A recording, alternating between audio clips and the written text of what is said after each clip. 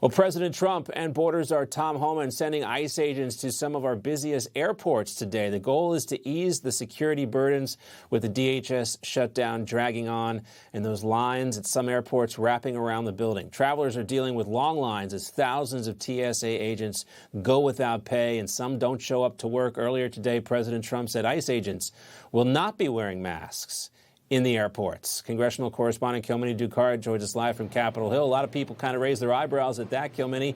That's been one of the requests from Democrats to get the government back open, making sure the ICE agents don't wear masks.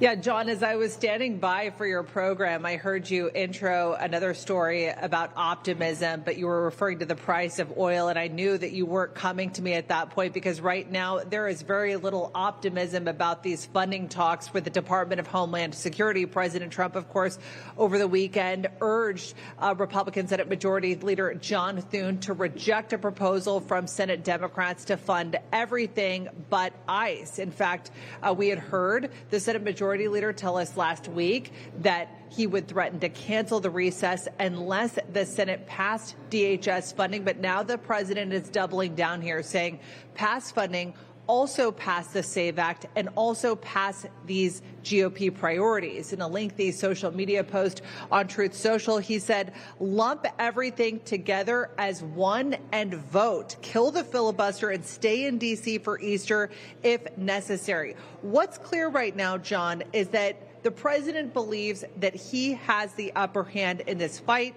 obviously deploying these ICE agents to airports, coupled with a pledge from Elon Musk to pay TSA workers. Trump, of course, rejecting that offer from Democrats to fund all agencies, with the exception of ICE.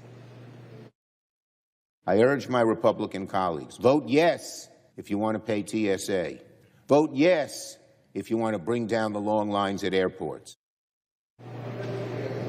And, John, Republicans like Senator John Kennedy had been open to the idea. The Democrats have offered to open every part of DHS except ICE. I would gratefully accept their offer. Let's get them open, immediately. And then the very next day, we should start a budget resolution through reconciliation. We should pass a budget for the rest of ICE, the rest of the DHS that's not open.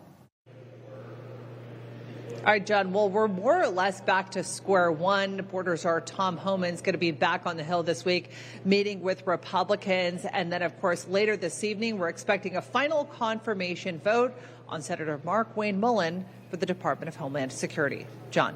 All right, Kilmeny Ducard watching all that for us from Capitol Hill. Kim, thank you.